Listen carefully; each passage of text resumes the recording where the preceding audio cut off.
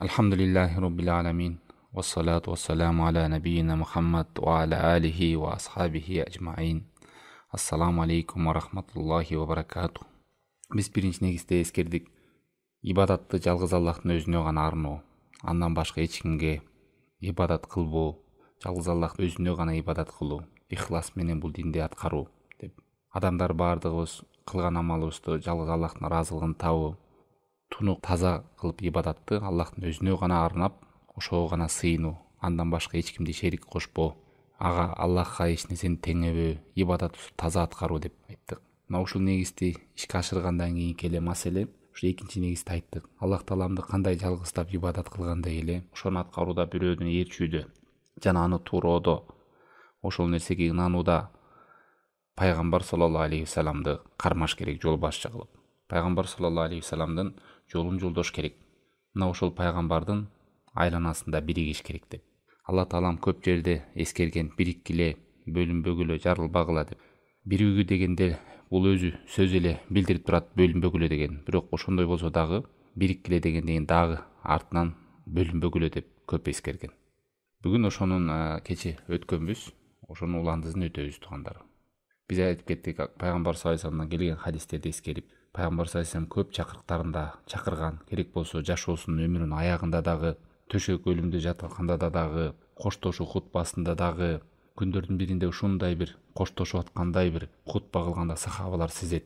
О Аллахтын элчиси, бул коштошуп аткандай бир осуятко, хутбаго бизге осуят кылыңызчы деген. Ошондо ал хутбаны угуп, сахабалардын көздөрүнөн жаш кетип, жүрөктөрү сезип, мындайча айтканда пайгамбар саллаллаху алейхи вассаламдын бул дүйнөдөн кош айтышып атканындай бир сезим калган. Аны ошондо айткан, Аллахтын элчиси бизге осуят кылыңызчы деп. Ошондо да осуят кылганда пайгамбар саллаллаху алейхи вассалам, мен өткөндөн кийин силерден кийинкилерге ушундай бир заман келет, ихтилафтар болот, мындайча айтканда бөлүнүп жарылуулар болот. Динди ар ким ар кандай аткарып баштайт. Пайгамбардын, Аллах Тааланын китебин бекем карманбайт, сүннөттү бекем аткарбайт, пайгамбардын жолун жолдобой. Мына ошондой кезде Аллахтын китеби, пайгамбар саллаллаху алейхи вассалам менин сүннөтүмдү жана сахабалардын жолун кармангыла деген. Керек болсо азу тишиңер менен бекем кармагыла деген. Ошон үчүн кээ бир эле алымдар түшүндүрүп берет, азу тиш деген сөз ушунчалык бекем кармагыла деген сөз. Алдыңкы тишиң менен кармаса, тиштесе, тартса чыгып кетет экен да, бирок азу менен тиштесе бекем. Бул деген ушунчалык бекем болгула. Аллахтын китебине, пайгамбар саллаллаху алейхи вассалам сүннөтүнө, сахабалардын жолуна. Ошондой Аллах Таалам тагдырда билебиз, тагдырдын 4 шарты бар. Ошонун бири Аллах Таалам жазып койгон, Аллах Таалам билген. Ошондой үммөттүн арасында ушундай бөлүнүп жарылуу болор. Диндеги жок нерсени бар деп айтуу, бар нерсени жок деп айтуу, адалды арам дегендер, арамды адал дегендер. Жанагы айткандай, мен үммөтүм 4 нерсени адалга чыгарат дейт. Өзү арам нерсе, бирок ошону адалга чыгарат. Ушундай жамандыкка, жалган нерсеге чакырган адамдардын келишин, ошол эле аракты адал деп, музыканы адал деп, өлгөндө бакырып ыйлаганды адал деп, тыйыла албайт ушундай нерселерден деп. Ушул экинчи бөлүктө туугандарына жалпылап айтканда, бөлүнүп жарылуу деген бул Куран менен сүннөткө амал кылбай башка нерсени ээрчип кетүүдө бөлүнүү жарылуу болот экен. Бөлүнүү жарылуу деген пайгамбардын жолун жолдобой, сүннөтүн кармабай, ар ким өз түшүнгөндөй түшүнүп алсак, ошондо бөлүнүп жарылуу болот экен. Бөлүнүп жарылуу деген ушул пайгамбардын сүннөтүн өзүбүздүн оюбуздан, пикирибизден, сөзүбүздөн, устазыбыздан, шейхтен өйдөрөөк койбосок, анда ошондо бөлүнүп жарылуу болот экен.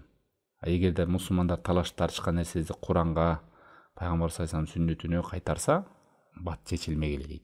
Мына Шейх Фаузан хафизахуллах бул жерде айтып атат: "Валейса тахким ал-Кур'ан ау тахким сунна мухтасаран аля мас'алати низа фил хусумат байнан нас фил амвал." Куранга кайтуу, пайгамбар саллаллаху алейхи вассалам сүннөтүнө кайтуу деген бул тек гана эле адамдардын арасында бир талашып калган акчада, дүйнөлүк маселе деле эмес дейт. Кээ бир адамдар билесиздер, ошол бир нерсени келише албай калса, жүр барып Куранда пайгамбар саллаллаху алейхи вассалам сүннөтүн эмне дейт, мына динге кайталышы деп калышат да. Бул ушундай нерсе менен эле чектелбеш керек дейт. Ал эми дин жаана келгенде өз билгендей, баланчадан угуп алгандай кылып аткарып жүрөт. Хайфу юсаммуна ал-хукм бима анзалаллах аннаху ал-хукм байнан нас фил амвал ва низаатихим фи умур дуnya факат. Мындайча айтканда, дүйнөлүк иштеринде гана, ошо мал, жан, акчалык жагында гана тартышат дейт. Ла бал хуа ал-хукм байнахум фи кулли ихтилаф ва кулли низа. Ошо дүйнө ишинде талашып тартышып калган нерсесинде эмес, баардык нерсесинде Куран сүннөттү коюш керек. Акыйдада болсун, ибадатында болсун, адал арам нерсесинде болсун. Бул бир дүйнө жагында, акча мал жагында талаш тартышып Куранга айткан бул бир эле бөлүгү. Бир эле бөлүгү дейчи. Al-ихтилаф аллази яджибу хасмуху би китабилlah азза ва джалла ва-ссахаба кана яхсулу байнахум ихтилаф, лакин сур'ана ма ярджиуна иля китабилlah ва суннати расулилlah саллаллаху алейхи ва саллям фаянтахи ихтилафухум.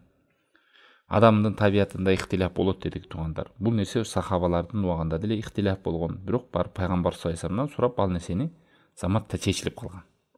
Эгер пайгамбар саллаллаху алейхи ва саллам көзү өтүп кеткенден кийин Абу Бакр, Умар радиаллаху анхунун убагында деле кээ бир сахабалар бир маселеде келишпей калса, барып сураган бул нерседи кандай деген пайгамбар саллаллаху алейхи ва саллям. Ушун билген, билимдүү сахабалар жооп берген, көргөн, билгени пайгамбардан. Ошол нерсе менен заматта эле бул кайтылып чечилген дейт. Ва иннар руджуа иля китабиллахи юзилул ахкат ва юзилул адган. Тугандар, Аллахтын китебине, пайгамбар саллаллаху алейхи ва салламдын сүннөтүнө кайтууда адамдардын көкүрөгүндөгү кек сактоо, көкүрөгүндөгү болгон мындай бир тардык жоюлат.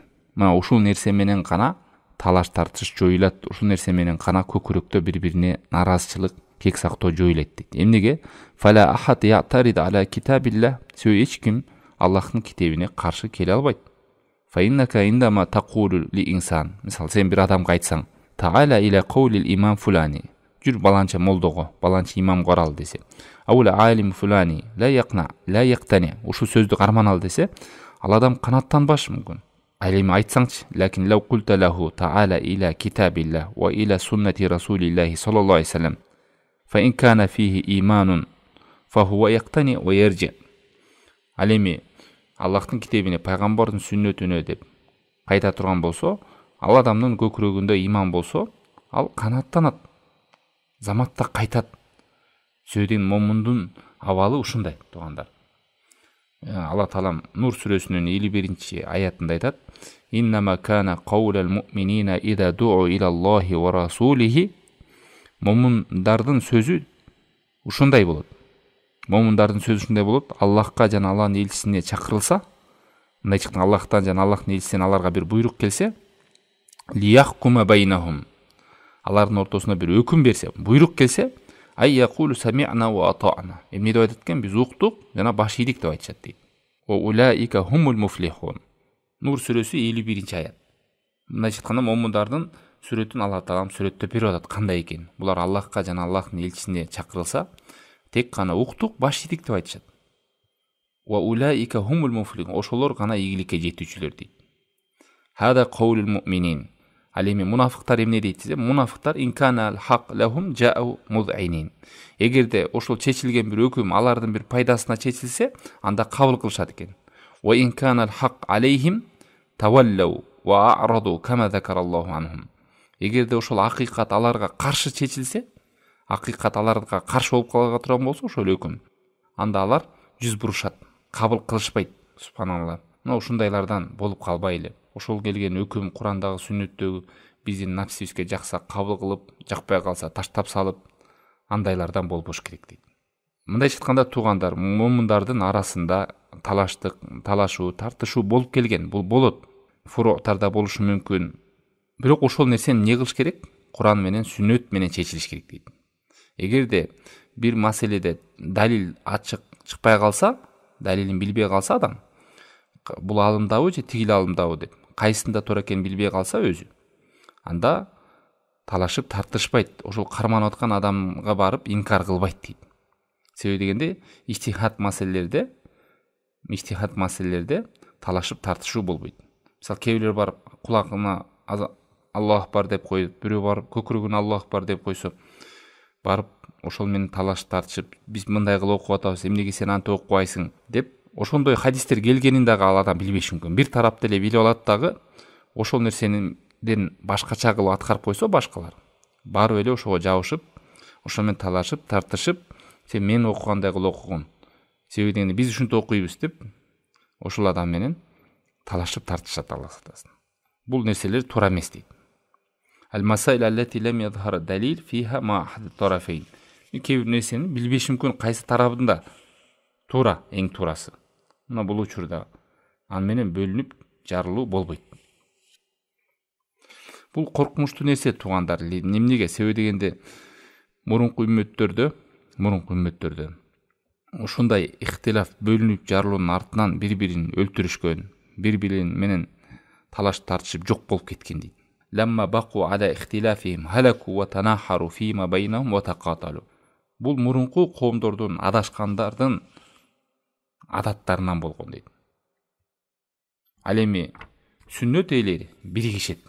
Куранга жана сүннөттүн негизинде. Сүннөт деген бул бөлүп жарбайт адамдар тууганда, сүннөт бириктирет. Сүннөткө каршы келген нерседе адамдар бөлүнүп жарылат. Кээ бир айтат, сүннөттү аткарсаң адамдар бөлүнүп жарылат. Муну жаман көрөт дейт. Жок, сүннөт адамдардын башын бириктирет. Куран адамдардын башын бириктирет. Бул адамдарды бөлүп жарбайт. Кээ бирлер туура эмес түшүнүп алып, ошол туура эмес түшүнүгүн таңуулап, ошого чакырып, Куранга, сүннөткө каршы болсо да ошого чакырып, ошонун артынан бөлүп жарылуу пайда болот. Ниса сүрөсүндө 65-аятында Алла Таала айтат: "Фала ва раббика ла ю'минуна хатта юхаккимука фима шажара байнахум, сумма ла яджиду фи анфусихим хаража мимма кадайта ва юсаллиму таслима." Роббиң менен ант ичет дейт. Ла ю'минуна хатта юхсени дейт. Пайгамбар саллаллаху алейхи вассалам дейт, өкүмдар кылмайынча, алар ортодогу талаш тартышкан нерсесинде сени өкүмдар кылмайынча, алар толук мумун боло албайт. Ошол сен өкүм чыгарып берген нерсеге жүрөктөрүндө, көкүрөктөрүндө кыжалат болбойт дейт. Жана ошол нерсеге толугу менен баш ийет дейт. Суннада келиптир, пайгамбар саллаллаху алейхи вассалам буйруптур дегенден кийин, Алла ачык нерсе далилин билгенден кийин адам кабыл кылыш керек. Дагы деле мен молдом айтты го, анан баланча тигиндей деп атат го, тигилер деле аткарып атат го, тигилер деле каршы келди го, тигилер деле жасап жатат го деген сөздөр болбойт туугандар. Мына бул нерселер көп келген. Ошол үчүн Аллах Тааланын китебинде келген, пайгамбар саллаллаху алейхи вассалам сүннөтүндө келген нерселерди бекем кармоодо биримдик болот. Ушул нерсенин артынан бөлүнүп жарылуу болбойт. Шура сүрөсү 13-аятында Алла Таалам мурунку коомдорго эскерген, ошол пайгамбарлардын динде эскерген нерсени бизге дагы буйруп эскерип атат. Силерге бул динде буйрук кылды. Кадимки кабар кылгандай, Нухка дагы кабар кылганбыз. Ибрахимге да кабар кылганбыз, кабар берип вахий кылганбыз. Муса, Айса бул динди бекем кармангыла, бөлүнүп жарылбагыла деп. Ар бир адам өзү түшүнгөндөй динди тутуп албасын. Себеби дин деген бул бирөө эле. Аллах түшүргөн өкүмгө жана Алла жиберген пайгамбарга бириксе, адамдар биригет. Ал эми ар ким өз түшүнгөндөй, ар ким өзүнүн молдосун, өзүнүн кожосун, өзүнүн имамын уккан билген айтып эле, тастабай эле ошого таңуулап ошого чакырса, анда бөлүп жарылуу болот. Адамдардын деңгээли ар кандай, түшүнүгү ар кандай. Пайгамбар саллаллаху алейхи вассаламдан да көп хадистер келген. Бөлүнбөгүлө, жарылбагыла, талаш тартышпагыла, бириккиле. Бирок биз жогоруда айткандай жанагындай адашкан секталардын эрежесинде эмес биригүүдө. Биригүүдө ошол Куранга, пайгамбар саллаллаху алейхи вассаламдын сүннөтүндө биригүү. Fa innahu man ya'ish minkum fasayara ikhtilafan kathira. Силерге менден кийин жашагандар көп ихтилафтарды көрөт. Ошол кезде менин сүннөтүмдү жана сахабалардын, хулафа рошидин, Абу Бакр, Умар, Усман, Али, ушул рошиндердин халифаларынын сүннөтүн бекем кармангыла деген. Сора al-amru ma'al asaf inda al-mutaakhirin anna al-ikhtilaf fi al-usul wal-furu' huwa al-fiqh ma anna al-wajib al-aks anna al-ijtima' huwa al-fiqh fi dinillah. هم يقولون إن التفرق وإعطاء الحرية للناس وعدم الحجر عليهم هذا هو الفقه. Тилекке каршы мына акылкы доорлордо пайгамбар саллаллаху алейхи өткөндө мына 14 кылым болду. Ушундай нерсе пайда болду дейт. Ушул диндин негиздеринде бөлүнүп жарылуу ушул фикх болуп калды дейт. Фикх деген ушундай түшүнүш керек деп алышып алды дейт. Туурасы кандай эле? Эң туура дегени бул биригүүдө, бөлүнүп жарылууда эмес дейт. Адамдар ушундай сөздөрдү сүйлөп баштады. Ар кимдин өзүнүн ою бар. Бөлүнүп жарылуу деген бул Алланын ырайымы. Аларга сен Куранда, Суннада келгенде айтпа, бөлүнөт, фитна болот, ызчы болот деп. Куранга, сүннөткө, сахабалардын жолуна чакырса, бул мазхаб карманбайт экен, бул секта экен, бул адашкан экен деп адамдарды кайра адашкан адамдар туура эмес жакка буруп баштады дейт. Куранга чакырсаң сени жаман көрүшөт. Пайгамбардын сүннөтүнө чакырсаң сени жаман көрөт. Сахабалардын жолуна чакырсаң сени жаман көрөт дейт. Ал эми алар түшүнүп алгандай түшүнүктүү айтса, анда кабыл кылышат. وبعضهم يقول هذا من ساعة الإسلام أنه إذا حرم علينا أحد شيئا نجد من يفتي بحله. Бул исламдын кенендиги деп түшүнүп алган дейт. Бирөө, бул шариятта арам го десең, баланча молду айткан, бул боло берет деген дейт да. Себеби напсисине ал нерсенин арамдыгы жаккан жок, анан баланча бирден угуп алган, ал нерсе напсисине жакты, ошон үчүн кабыл кыла берет. Көрдүңүзбү, бул жерде эмне? Куранга, пайгамбар саллаллаху алейхи вассаламдын сүннөтүнө кайткан жок. Мындайча айтканда, мыйзам чыгаруучуну кайта турган жерде Аллахтын китеби, пайгамбар саллаллаху алейхи вассаламдын сүннөтү дегенби, ошол адамдарды мыйзамына, адамдардын ошо фатваларына моюн сунуп алды. Себеби ошол нерсе анын напсисине жакты, оюна. Фа'ала ру'ил хаула ида қала фулан хада халал сора халалан лана валау кана харама фи китабиллах ау суннати расулихи. Ошол нерсе Аллахтын китебинде, пайгамбар саллаллаху алейхи вассаламдын сүннөтүндө харам болсо дагы, бирок баланча молдо адал деп койгон үчүн ал адам адал кылып жүрө берет аны. Эмнеге?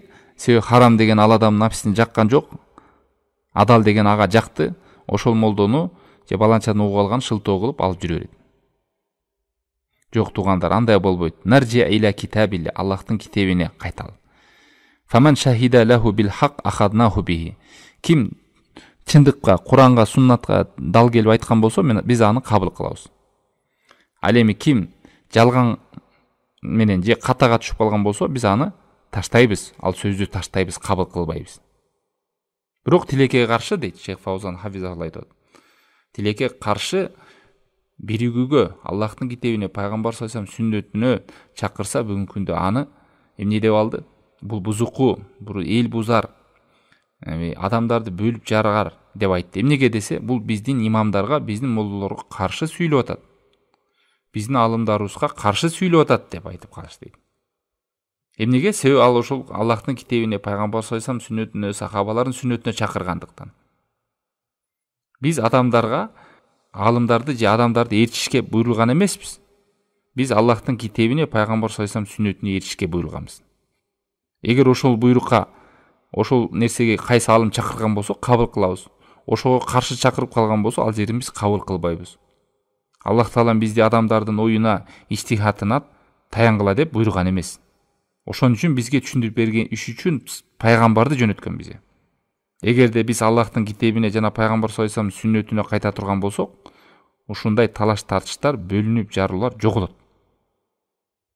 Бир мисалына туугандар, тарыхта карасаңыздар, могу Меккеде бир жылдары Меккенин 4 бурчунда 4 михраб болгон. Михраб деп жана имамдардын тура турган жери ошо уюп. Бир жагы Абу Ханифаныкы, бир жагы имам Шафиники, бир жагы болсо имам Маликтики, бир жагы Ахмад ибн Хамбалдыкы. Ар кими ошол ар бир мазхабыбыз менен окуйбуз деп. Ар бир намаздын убакыты ар башка болот. Ар бир ушул мазхаб ээлери бири-бири менен окушпайт. Ошондо ушун бөлүнүп жарылып ушундай деңгээлге чейин барган. Бул мазхабтагы тиги кыз берсе болобойбу деп.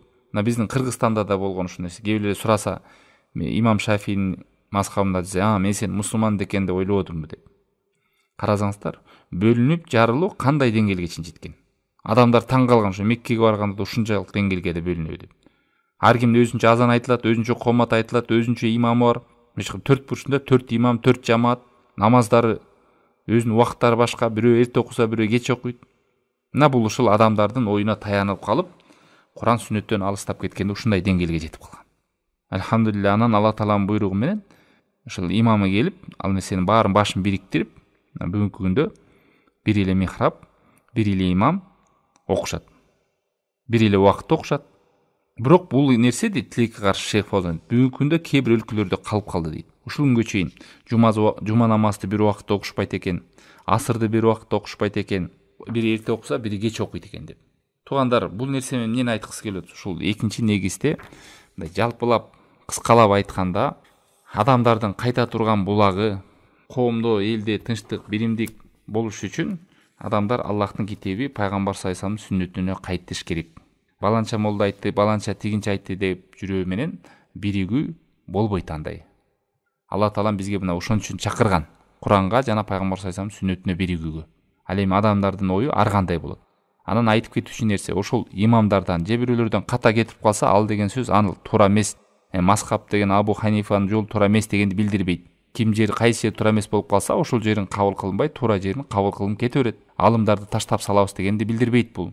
Алымдар бизге кайдымкы жылдыздардай. Мисалы бир жерди барып же жанагы көпүрөдөй деп мисалдап атакпы. Же жана знактар бересиз, навигатор, картабы. Максаты ошол алымдар адамдарга ошол багытты, максатты көргөзүп бериш. Анан адам ал максатты, багыттын көргөндөн кийин алымдардын жолу, миссиясы аткарылды болду. Бир жерди мисалы издей таппай атасыз. Сиз барып ошол мурун коомдор жылдыздар менен тапкан болсо, азыркылар эмне менен табат? Ошол знактар менен табат, навигатор картасы менен табат. Анан жеткенден деле дагы картаңызды карап тура бересизби? Адрести көргөндөн кийин. Болду. Мына ошондой да. Ошол Куран сүннөттү алымдар ушундай бизге түшүндүрүп берет. Бизге көргөзүп берет. Бирок ошолдой учурда айрымдары жаңылып калышы мүмкүн. Ошол жаңылып калганын билип турсак дагы биз ошол ката жерин карманып жүрө берген болбойт. Эмнеге десе, кээ бирлер ошо напсисине жагат да. Ама ошол жерди колдонот. Бул наоборот, ошондой нерсе алымдын кадыр баркына доо кетирет. Аны сыйлабастыкка жатат. Мисалы, Кыргызстанда бизде Абу Ханифа мазхабыбызда кайсы бир деңгээлде мына аял менен эркек нике кыюуда ата-энесинин уруксаты жок эле нике кыйса болот деген нерсе бар. А пайгамбар саллаллаху алейхи вассаламда хадис келип атат. Ла никаха илля би вали. Нике болбойт, валинин уруксаты болмойчу деп. Кимде ким валиси нике кыйган турган болсо, никеси арам деп келген. Мына ешкім атасы же агасы билбесе, ал нике арам деп атат. А бирок бул биз мазхабта келди. Валисиз дагы кыз өзү макул болуп неме алат болсо, нике жүрөт деп. Биз мазхабта келген деп коюп, анда ушуну аткарып жүрө берели? Эмне десе биз мазхабта келген чыкпашыбыз керек деп.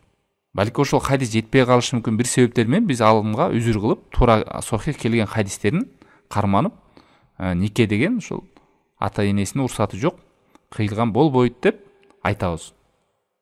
Хотя ошол нерсе биздин мазхабта келген. Абу Ханифа мазхабында келген. Нике кыйылат бирок деп. Ошондо сиз эмне пайгамбар сөзүн карманасызбы же өзүңүздүн мазхабын карманасызбы? Мына ушул сыяктуу маселелер бар туугандар. Эч убакта бир аалымдын же бир молдонун сөзүн далилден өйдө койбош керек. Ошонун артынан бөлүнүп жарылуу келет.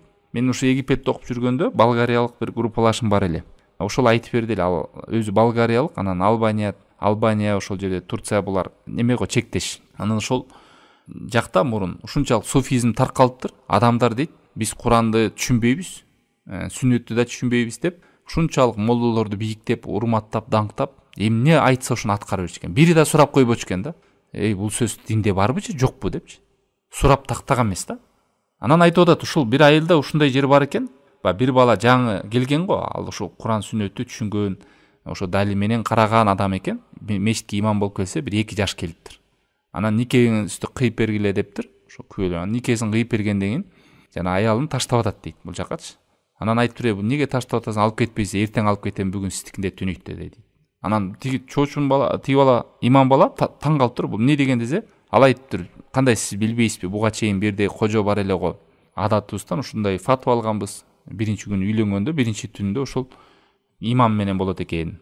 Анан балабыз жакшы болот экен" деп. Көрүсүзбү, адамдар кандай деңгээлге, эгер далилин сурабаса, бул шариатта барбы жокпу билбесе, анда өзүнүн ошо молдо кожолорун Кудайга теңеп алат, Алла сактасын. Ар кандай да адамдардын деңели, мына аманатты сактаганы бар, калп айткандары бар, ошолор арасынан деле ошо динге жамынып алып сүйлөгөндөр бар. Адамдар эгер тактабаса, ушунда адашып кетет. Ушул нерсени пайгамбар саллаллаху алейхи вассалам эскерткен.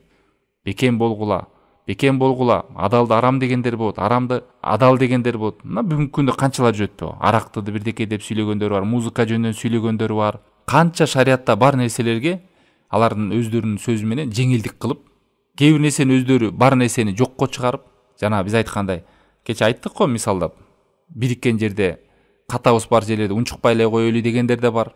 Катабыз жок жерлерди бириккен жерибизди бири-бирибизди коштоп, толуктап жүрө берели деген. Ушундай жеңил карагандар да бар. Анан биягынан өздөрү бир нерсени ката түшүнүп алып туруп, ошол нерсеге таң болуп чакыргандар да бар. эгер адамдар далилдерин тактап сурап алса, кээ бир ынсабы жок, адилетсиз, аманатка жок болгон адамдарды койдой кылып ары бери башкарат. Ошон үчүн айткан жок да пайгамбар талашып кетсеңер, билбей калсаңар, өзүңөрдүн имамыңарга же молдоңорго же ата бабаңарга кайткыла деген жок. Куран сүннөткө кайткыла деди, сахабалар кайткыла деди. Ушул тараза туугандар. Ушул тараза, ошого карайбыз.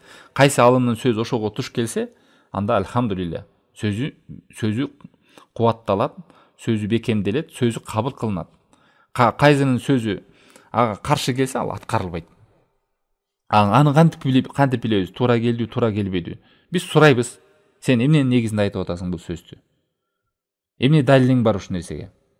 Анан жок, тияктагылар айтты, анан азыр заман ушундай болуп кетти, анан мындай тигин деди, уже ясно алам эмненин негизинде айтып атканы.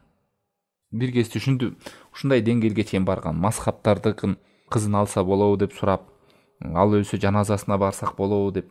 Андай нерсе жок да туугандар. Керек болсо, мына өткөндө да бир таң калыштуу окуя уктум.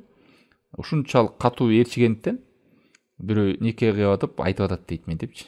Мен никени Аллахтын урсаты менен, пайгамбардын жолу менен жана Абу Ханифа мазхабтын мазхабы менен кыям деп айтты да. Анан тиги бала айткут дейт. Аны мазхабы деп эле айтса болбойбу десе, жок, болбойт деп айтты да. Анан тиги сураптыр, анда Абу Ханифа рахимахулла өзү никеси кыйылганда эмне деп айтылды болду экен деп. Көрдүңүздөр, адамдар кандай деңгээлге жеткен. Андай нерсе болгон эмес да. Ошол мазхабтар, мен ушундай мазхаб деген түзөм, ушуну ар бир коомдор болот, ошентип бөлүп алгыла. Бул региондор имам Малик болсун, бул жактагы болсун имам Шафи болсун, биягы Абу Ханифа болсун. Анан ошол жакта адамдар бирине мазхабтан бирине чыгып кетсе, ал туура эмес болот деген андай нерселер жок да. Аны ошол кийинки адамдар чыгарып алды да, биздегилер. Как будто бир башка мазхабтар сектадай көрүп, бул бүт ималар, Абу Ханифа, имам Малик, имам Шафи, Ахмад ибн Хамбал, булардын баары чоң аалымдар. Сүннөттүн баардыгын керек болсо бир сахабага чогулган эмес. Бүт нерсени пайгамбар саллаллаху алейхи вассаламдан башка эч ким бул динди толук камтып биле албайт. Толук адашпоочулук, жаңылбоочулук деген пайгамбар менен кошо көмүлгөн деп айтат алымдар. Ал эми кийин келген алымдарда бар катасы болот, жаңылышып калат. Эгер 100% ушул мазхаб туура, 100% сөзү туура, 100% эч нерсе кайтарылбайт деген, бул анда бул Куран сүннөткө айтылат бул нерсени. Бир адамга айтылбайт. Эч бунун катасы жок, толугу менен кабыл кылынат, эч нерсе кайтарылбайт деген. Абсолюттук адашпоону берип койгон болот. Бул нерсе Куранга, пайгамбар саллаллаху алейхи вассаламдын сүннөтүнө айтыла турган нерсе бул. Мазхаб деген жол деген сөз да. Сиз мисал бир алым айтса, бир фатва берсе, ошону сиз аткарсаңыз, ошонун илимине, аманатына сиз ишенип, ошону аткарасыз да, алим билбесеңиз да. Ошонун мазхабына эришип калган болосуз. Ошону айтат. Мазхаб деген жол. Ошол алымдын сизге түшүндүрүп берген түшүнүгү менен кармануу деген сөз. Маселе бизде чатак кээ бир адамдардын түшүнүгүндө. Ошону сен карма 100%, ошонун сөзүнөн чыкпа. Ошонун сөзүнөн чыгып кетсең, сен динден чыгып кетесиң дегенде кылып коркутат да. Ушул туура эмес. Ушул нерсе негизи Куран менен сүннөткө айтылыш керек. Куран менен сүннөткө айтыла турган сөз бул. Алымдарды айтпадыкпы? Алымдар багыт берүүчүлөр, баяндап берүүчүлөр, көргөзүүчүлөр, жана жылдыздар сыяктуу, жылдыздар менен бир даректи тапкандай эле алымдар аркылуу табасыз. Көпүрө мисалдап бердик го. Анан максаты жеткенден кийин ал жерден болду. Жанагылардыкы да сөз туура эмес. Алымдар бизге кереги жок, мазхабтар бизге кереги жок деген бул дагы туура эмес. Алардын эмгеги, билими колдонобуз, пайдаланабыз. Бирок ошол эле учурда ошо колдонуп аткан, пайдаланып аткан аалымыңды пайгамбардан жана сүннөттөн өйдө коюп алба. Менин устазым эмнени айтса бүт туура, эмнени катарса баары ката деп. Актай көрөм, туурасын туурадай, туура эмесин туурамайдай көрөм деп жазалым. Керек болсо сахабалардын арасында пайгамбар менен болуп жүрүп, толук сүннөттү камтыган эмес. Субханалла. Кээ бир сахабадан сураса, ошол бул нерсени пайгамбар саллаллаху алейхи вассалам уккан эмес, муну билген эмес элем деп келишет. Элестетиңиз, пайгамбар саллаллаху алейхи вассалам бир доордо жашап, бирге жүрүп, толук сүннөттү камтай алган эмес. Абу Ханифа рахималлахнын өзүнүн сөзү бар. Эгерде Курандан келсе, баштан өйдү, мен сразу кабыл кылам деген сөз. Сүннөттөн келсе дагы кабыл кылам. Ал эми сахабалардан келсе дагы баштан өйдү. Баштан өйдү деген ушу кабыл кылам деген. Ал эми табииндерден келсе, алар деле алымдар, биз деле алымдар деп айткан. Бийик көргөн. Айткан эмес, мына менин мазхабым болот, ана меникин кармангыла, меникин жок болуп карманбаган адам адашкан болот деп. ал нерселердин баарысы пайгамбар саллаллаху алейхи вассаламдын сүннөтүн айта турган нерселер тууганда. Бул жерде ошо айта турган нерсе кайта турган Аллахтын китеби, пайгамбар саллаллаху алейхи вассаламдын сүннөтүнө. Бул менен мазхабтар четке кагылат, алымдар кабыл кылынбайт дегенди билдирбейт дедик. Дагы айталап коелу. Кээ бирөө ушинтип түшүнөт экен да. Бул Куран сүннөткө чакырып атат десе, көрдүңбү булар алымдарды четке кагып атат. Көрдүңбү бул мазхабтарды тебелеп атат деп түшүнтүп адамдарга күмөн салышат экен да. Алла астагфирулла. Бул эмнени айтып атат? Ошол сен башка бир алымды урматтап, карманып, анан ошонун сөзүнө 100% кошулуп туруп, ага каршы келип калган сөздөрдү болсо келе четке кагып атпайбы? Ал нерсе сүннөттө бар болсо дагы, Куранда бар болсо дагы. Мына ошол нерселерге айтып атат. Куран сүннөткө кайткыла, Куран сүннөттү карманалы деген ошол. Бир мисал. Пайгамбар саллаллаху алейхи вассаламдан канча хадистер келди. Куранда 3-4 жерде аят келет. Тафсиринде Ибн Масуд айтат. Музыка арам десе, бирөө келип айтат. Кордови айтты го, тиги Европада бир молдо, адал эле деди го. Боло берет, пайдалуулар болду деп. Мына ушул жерде мына пайда проблема башталат да адамдарда. Эми сен кимдер чийсиң? Пайгамбар саллаллаху алейхи вассаламдан келген ачык хадистер, Куранда келген аяттар турат. Сахабалар түшүндүрмө берип атат. Аллага касам ичем, бул музыка, бул арам. Пайгамбар саллаллаху алейхи хадисинде айтып атат, менин үммөтүмдө 4 нерсени адалга чыгарышат деп. Ушул нерседен коркутуу менен айтып атат. Ошо арак, зина, музыканы деп. Маазиф десе, бирөө келип алып, тиги молдо айтты го, боло берет деди деп. Эми сен берде молдоңдун сөзүн кабыл аласыңбы же пайгамбардын сөзүн кабыл аласыңбы? Мына ушундай маселелер. Ошонун артынан кээ бир адамдар ошол дин ээрчүүдө өзүнө жакпаган нерсени Куран сүннөттө бар болсо дагы баланча молдого, баланча алымга шылталап коюп туруп аткарбай жүргөндөргө айтылып атат. Көп мындай мисалдар. Ачык келип турат далил. Аятта, хадисте, сахабалардын сөзүндө. Керек болсо ошол имам азамдар, биздин имамдарыбыз, Абу Ханифа, имам Малик, имам Шафии, Ахмад ибн Хамбал болбойт деген нерсени кийинкилер болот дегендер бар азыркы учурда. Керек болсо өзүнүн мазхабындагын да аткарбайт. Ушундай надандар да бар. Мына ошолор жөнүндө айтылат. Бир мазхабтан мен чыкпашым керек деген бул жалган сөз да. Чыкпашым керек деген туура эмес сөз. Айтып атпадыкпы жаңы эле мисалдап бердик го. Бир аалымда толук адашпоочулук деген нерсе чогулган эмес. Болот, ката жери болуп калат. Катасы менен толук ошону чийип салуу дегенди билдирбейт. Ошол катасын эле таштап, ошол аалымга урмат сый деп көргөзүп, туура жагын кабыл кылып кете берет болду. Жана никени мисалдап аттык го. Биздин мазхабта ошол маселе бар анын. Тактап көрсөңүздөр да болот. Ошол валийсиз эле нике кыйлса болот деген. Анда эмне валийсиз эле биз мазхабтан чыкпайлы деп кыздарыбыз атасынын уруксаты жок эле, агаларынын уруксаты жок эле өздөрү нике кыйып жашап жүрөсүн анда. Эгер атасынын уруксатын алса анда биз мазхабтан чыгып кетебиз да. Ошондой болот. Ошондой нерселер бар бул нерсе. Бирок тилекке каршы кээ бир адамдар, караң адамдар, кадимки сен ошол мазхабтан сырткары ишти кылып кое турган болсоң, сени адашуудай көрүп, сени бир секта катары көрүп, ошону сен таңуулап, бул бөлүп жарып атат адамдарды деп. Жана жогоруда китепте окубадык, Куранга, сүннөткө чакырса аларды адашкан, же жинди, же бөлүп жарар, эл бузар деп нерсе менен көрүп калгандар бар дейт.